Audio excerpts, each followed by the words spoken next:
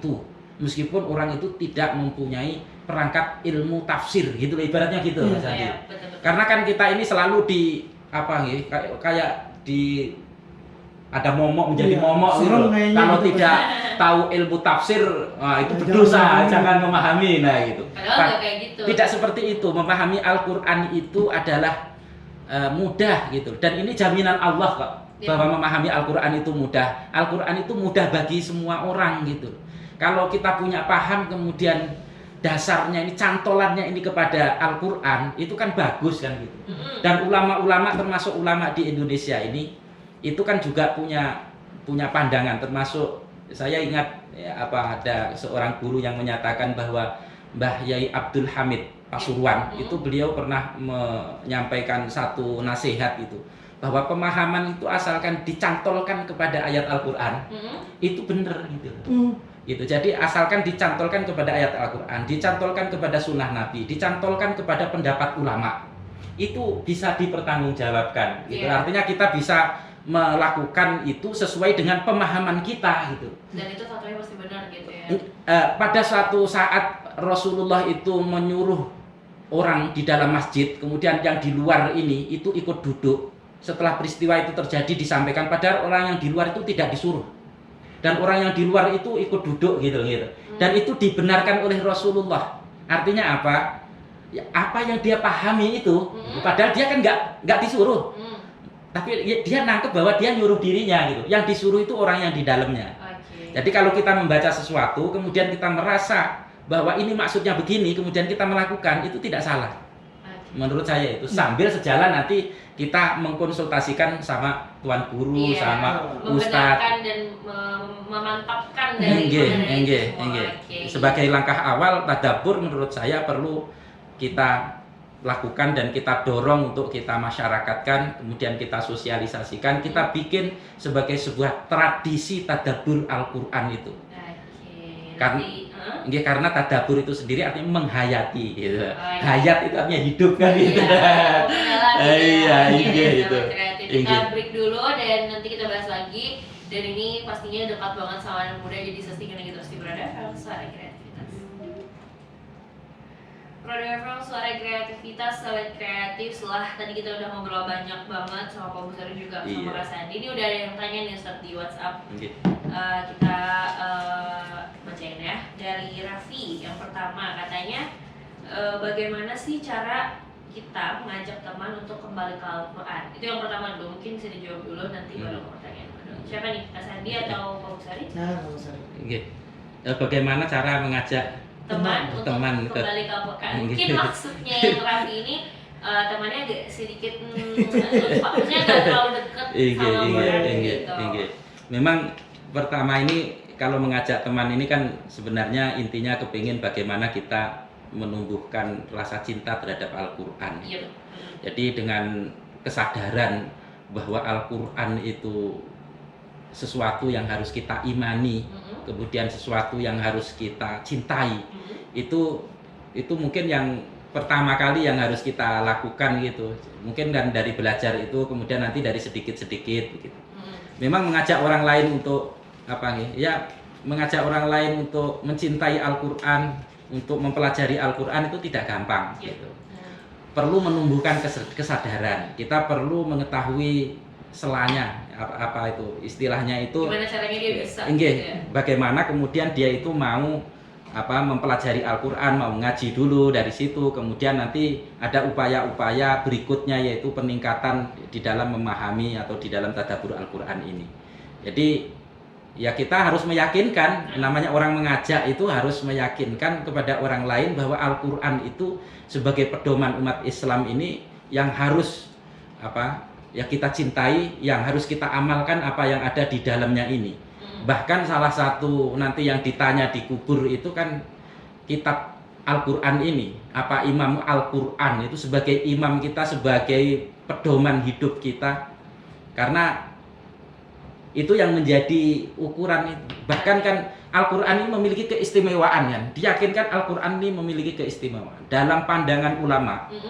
Al-Quran itu setiap hurufnya itu ada malaikat yang menjaga. Bahkan itu ada ayatnya, Allah itu menjaga Al-Quran, huruf-huruf yang ada di dalam Al-Quran itu. Jadi itu kehebatannya itu. Jadi Al-Quran yang dijaga itu, maka barang siapa yang dekat dengan Al-Quran itu akan ikut dijaga. Dan di dalam satu riwayat disebut, jika seseorang itu ingin berkomunikasi dengan Allah Subhanahu wa Ta'ala, salah satu sarana untuk komunikasi yang paling baik itu adalah membaca Al-Quran. Jadi Al-Quran itu sebagai satu media untuk kita komunikasi dengan Allah Subhanahu wa Ta'ala. Nah, meyakinkan orang terhadap Al-Quran ini baik dari segi keimanan, kepercayaan. Kemudian pentingnya Al-Quran itu bagi kehidupan, terutama dalam konteks ini adalah pentingnya Al-Quran itu dalam kehidupan ini. Itu insya Allah akan mau begitu ya. Harus sabar juga di dalam mengajak orang lain ya. Tetapi bahwa cara yang baik itu adalah meyakinkan bagaimana pentingnya Al-Quran itu bagi kehidupan kita. Oke, mungkin tambahan dari Kak Sandi? Kalau saya sih mungkin awali dari diri sendiri dulu ya. Yep. Jadi kita susah untuk ngajakin orang kalau kitanya enggak. Jadi kayak kita mau nawarin handphone Samsung, ya kita pakai iPhone gitu. Enggak bisa. Saya pakai Samsung ya gitu. Kamu pakai handphone apa? iPhone gitu. Sampai kita sendiri harus memakai Samsung juga gitu kan. Jadi om doang. Iya, baru kita ngajakin orang, itu satu kalau misalnya. Yang kedua, intinya mengajak orang lain itu adalah dengan baik. Dalam artian gini, walaupun yang kita ajak ini adalah sesuatu yang baik, kalau dengan cara yang tidak baik, itu akan menghasilkan sesuatu yang tidak baik. Iya. Jadi salah. Walaupun kita ini ngajak kebaikan, tapi caranya nggak benar. Nah, maka hasilnya nggak benar juga. Jadi kita ngajakin, ayo kita tadabbur Al-Quran dan segala macam, tapi kalau nggak ikut dibully. Kalau nggak ikut, misal ngajaknya paksaan, ngajaknya ancaman, ini sama aja bohong. Itu juga salah. Jadi sesuatu yang baik itu kalau diajak dengan cara yang tidak baik, maka hasilnya tidak baik. Jadi harus dengan cara yang baik. Oke, nah lanjut ke pertanyaan kedua. Katanya bagaimana sih porsi yang pas untuk kita membaca rutin Al-Quran setiap hari? Apakah harus 1 juz atau ada takaran minimalnya? Katanya gitu. Porsi yang pas untuk porsi yang pas untuk kita membaca rutin Al-Quran setiap hari gitu. Atau takarannya enggak? Katanya takaran minimal gitu. Mungkin kalau takaran sih jadi membaca itu kan makin banyak makin bagus kalau untuk membaca. Tapi sekali lagi kita tidak ingin cuma kuantitasnya banyak, kualitasnya nggak ada. Jadi nggak perlu banyak-banyak, nggak apa-apa. Tapi bukan cuma dibaca, tapi juga minimal kita punya ada Al-Quran terjemahan deh, kan ada tuh banyak kan di Gramedia, di macam-macam, di mana-mana ada. Jadi selain baca Al-Qurannya, kita baca juga artinya, kita pahami, oh berarti kita harus kayak gini sama orang. Oh kita harus jujur, oh harus gitu. Dan itu diamalkan. Itu jauh lebih baik menurut saya daripada kita baca sejus tapi nggak tahu artinya apa. Tapi berarti nggak ada takaran minimal sih ya. Maksudnya nggak ada takaran yang harus 10 ayat, nggak ada. Yang penting kita ngerasa sanggup dan kalau bisa kita paham gitu. Jadi kalau misalnya kita bisa pahamnya 5 ayat ya nggak apa-apa 5 ayat aja gitu ya. Kalau misalnya kita bisa ngerti pada saat itu misalnya 1 ayat, so nggak apa-apa gitu ya. Yang paling penting itu bukan jumlahnya tapi konsistensi. Iya. Jadi kalau misalkan 1 ayat setiap hari juga bagus gitu. Jadi daripada hari ini sejus gitu, besoknya enggak, sampai sebulan baru besoknya lagi, 2 bulan kemudian baru baca lagi, sama aja. Iya. Mending 1 hari 1 ayat nggak apa-apa, yang penting rutin gitu. Konsistensi. Oke. Mungkin tambahan dari Pak Busari? Memang tidak ada dalil yang secara tegas nih bahwa di dalam membaca Al-Quran itu harus sekian ayat, sekian ayat. Gitu ya. Meskipun nanti ada hadis-hadis tertentu yang menjelaskan bahwa membaca Al-Quran 20 ayat itu akan dilindungi Allah, membaca 100 ayat itu akan dijamin keselamatannya. Jadi mungkin itu untuk memberi motivasi gitu, memberi motivasi agar dalam setiap hari itu kita jangan sampai melupakan untuk membaca Al-Quran itu. Karena itu kemudian ulama itu menjadikan ayat-ayat Al-Quran itu sebagai wirid. Sebagai wirid. Dari wirid itulah kemudian nanti setelah sampai hafal bahkan ayat-ayat itu, yang kemudian nanti pada gilirannya dia berusaha untuk memahami apa yang dibaca itu. Jadi ulama itu menjadikan ayat-ayat Al-Quran itu sebagai wirid ini kan supaya dekat dengan kita dulu. Kalau sudah dekat dengan kita, kemudian kita penasaran ini, masa sih kita ini baca Al-Quran nggak ngerti maksudnya kan gitu ya kawan. Padahal di dalam kisahnya itu kayak Raden Ajeng Kartini misalnya, itu semula nggak ngerti makna Al-Quran itu. Kemudian diajari oleh Mbah Kiai Soleh Darat, itu seorang ulama besar di Semarang. Kemudian diajari Al-Fatihah dengan maknanya itu. Setelah tahu maknanya itu, maka terlontarlah kata-kata habis gelap terbitlah terang. Habis gelap terbitlah terang itu karena dia sebelumnya itu Fatihah, itu Al-Fatihah, itu nggak ngerti maknanya. Tapi setelah diajarkan, dikasih makna, dijelaskan maknanya oleh Mbah Yai Soleh Darat itu, maka kemudian dia mengucapkan habis gelap terbitlah terang itu.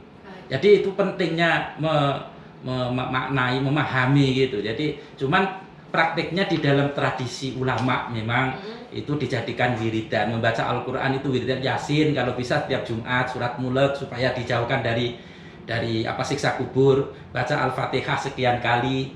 Mungkin dari situ itu. Nah, setelah sering itu dibaca, kemudian penasaran, kemudian kepingin mengetahui maknanya itu. Oke, nah udah dijawab nih 2 pertanyaan Sobat Kreatif. Kita break sedikit sebentar aja Sobat Kreatif, setelah ini bakal ada closing statement sebelum kita tutup acara hari ini, so jangan kemana-mana. Integrasi setelah sehat serta Banjari. Cuci tangan dulu. Memang suara kreativitas dan kita udah sampai di penghujung acara nih, gak kerasa udah ngobrol-ngobrol masalah tadabbur Al-Quran untuk anak muda tentunya gitu ya. Sebenarnya untuk semua umat sih, cuman mau yang dewasa tapi lebih fokus ke anak muda karena anak muda nih yang agak sedikit goyah gitu. Ya kan, agak goyahnya tuh lebih mudah daripada yang dewasa. Itu kan yang dewasa kalau dikasih tau, oh ya bener-bener udah diterapin bener-bener, kan anak muda diajak ke temannya gimana terhasut gajah. Nah, mungkin closing statement dari Kak Sandi dan juga Pak Buswari ini untuk tema kita hari ini apa nih? Dimulai dari Pak Buswari dulu ya. Yang kesimpulannya begini, bahwa kualitas keberagamaan anak muda itu salah satunya ditentukan oleh pemahaman kita terhadap ajaran agama. Pemahaman ajaran agama itu sangat ditentukan oleh pemahaman terhadap sumber ajaran agama itu, yaitu Al-Quran. Nah, karena itu untuk meningkatkan kualitas keberagamaan itu perlu didasarkan kepada pemahaman terhadap Al-Quran yang bisa kita lakukan salah satunya melalui satu proses tadabbur Al-Quran itu. Jika kita ingin keberagamaan kita berkualitas, mari mulai sekarang kita banyak-banyak bertadabbur terhadap Al-Quran. Mungkin itu yang bisa saya katakan. Oke, dari Kak Sandi mungkin? Dimulai dari jangan takut dikatain soalim dulu ya. Gitu. Intinya tuh bukan hanya soalim kali ya kayak jangan takut untuk dikata-katain atau terpengaruh dari kata-kata orang. Iya betul. Jadi sekali lagi yang namanya anak muda itu yang faktor yang paling berpengaruh itu teman ya. Jadi kita kadang nakal karena teman, kita baik karena teman. Jadi pintar-pintar milih teman, carilah teman-teman yang sama-sama mencintai Al-Quran, teman-teman yang juga suka untuk mentadabburi Al-Quran. Jadi benar kata Pak Basori tadi di awal bahwa jangan takut gitu. Jadi hilangkan pemikiran takut sama Al-Quran. Al-Quran itu serem, Al-Quran itu harus difahami atau diterjemahkan oleh orang-orang tertentu aja, tapi kita semua bisa.